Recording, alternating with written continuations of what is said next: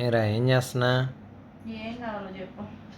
ఎప్పుడు ఆ వీడియోలేనా? ఆ వీడియోలో ఏం కనపడిద్దిరా నీకు? నేను ఇప్పుడే తీసుకోండి ఫోను. ఇప్పుడే వచ్చి కూర్చుంది.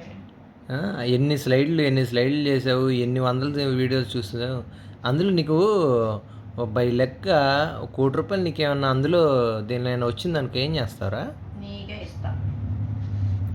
ఒకవేళ ఎక్కడన్నా స్క్రాచ్ కార్డులో కార్ ఏమైనా గిఫ్ట్ వస్తే అప్పుడేం చేస్తావు? నీకే ఇస్తా, నాకెందుకు.